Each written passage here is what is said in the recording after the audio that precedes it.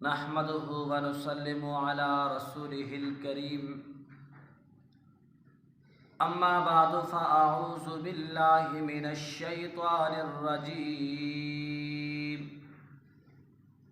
بسم الله الرحمن الرحيم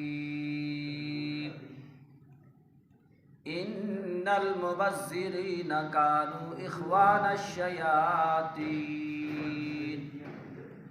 صدق اللہ العظیم۔ اللہ رب العزت نے ہم تمام انسانوں کو پیدا کیا، اسی انسان کی آخرت کی کامیابی کے لیے اللہ تعالیٰ نے مختلف اوقات اور موقع عطا فرمائے۔ ان اوقات اور موقعوں میں سے ایک اوقات شب برات کی رات بھی ہے۔ اس رات کے اندر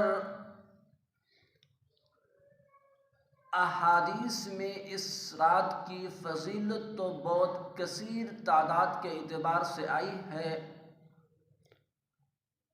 لیکن ہم نے سمجھنا اس کو ہے کہ اس رات کے اندر جو کام کرنے والے ہیں ان کا تذکرہ کیا جائے گا، اور جو منہیات ہیں ان کے بارے کے اندر بھی تذکرہ کیا جائے گا۔ یہ رات شب برات کی رات ہے، شب قدر کی رات نہیں ہے۔ اس رات کے اندر انسان عشاء کی نماز جماعت سے پڑھ لے، فجر کی نماز جماعت سے پڑھ لے، اور درمیانے اوقات کے اندر اگر اس انسان کے پاس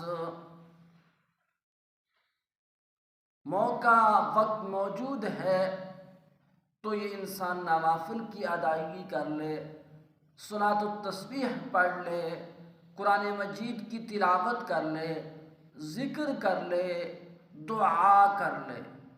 پوری کی پوری رات جاگنا کوئی ضروری نہیں ہے۔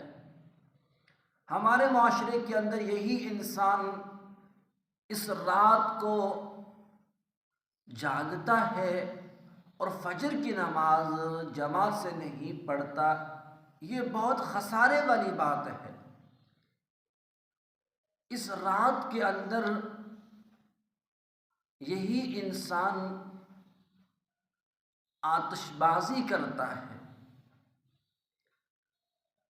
چھوٹے بچے کیا، بڑے بھی اس کام کے اندر ملوث ہوتے ہیں۔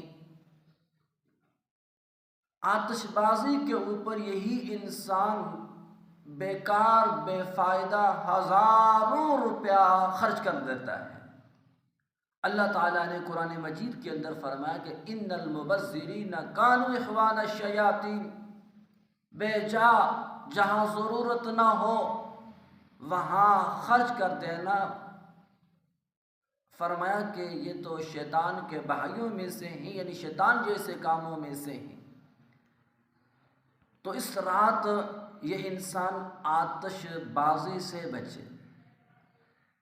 ویسے بھی یہ ایک رسم ہندوؤں کے مشہور تہوار کولی سے نقل ہے، اس سے یہ مسلمان اجتناب کریں۔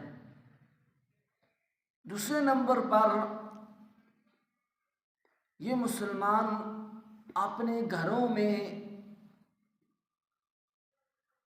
حلوے، اس کے علاوہ اور بہت ساری حلوے پوڑی کے نام سے چیزیں پکاتے ہیں۔ نہ جانے کہ یہ انسان ان حلوے پوڑیوں کو کس کس کے نام سے منسوب کرتا ہے۔ تو عزیز بھائیو، دین کے اندر ایک نئی چیز کا پیدا کر دینا بدعت ہے، اس سے بھی یہ انسان یہ مسلمان اجتناب کرے۔ اور اس رات کے اندر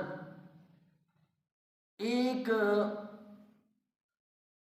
پوری کی پوری رات اجتماعی عبادت کی شکل کے اندر یہ انسان عبادت کرتا ہے، اس سے بھی یہ انسان اجتناب کرے۔ حضرت صلی اللہ علیہ وسلم سے اجتماعی عبادت بھی اس موقع کے اوپر ثابت نہیں ہے۔ اور اس کے علاوہ ہمارے جو بچے ہوتے ہیں وہ چرنیاں اور پٹاخے اس طرح کی چیزیں چلاتے رہتے ہیں، جس سے انسان کے مالی بھی نقصان ہے، اور ساری رات بچے یہ حرکتیں کرتے رہتے ہیں تو اس سے مسلمانوں کو اذیت اور تکلیف بھی پہنچتی ہے۔ اور نبی صلی اللہ علیہ وسلم نے ارشاد فرمایا کہ المسلم من سلم المسلمون من لسانہ و یدہ، کامل مسلمان وہ ہے کہ جس کے ہاتھ سے، جس کی زبان سے دوسرا مسلمان محفوظ رہے۔ جن کاموں سے آج کی نشست میں اجتناب منہیات کے بارے کے اندر تذکرہ ہوا، اللہ تعالی ہم سب کو ان کاموں سے بچتے ہوئے اللہ تعالیٰ اس رات کو عبادت کے ذریعے سے، ذکر، تلاوت اور اللہ کو راضی کرنے کے ذریعے سے اللہ تعالیٰ ہمیں زندہ کرنے کی توفیق عطا فرما دے۔ وآخر دعوانا ان الحمد للہ رب العالمین۔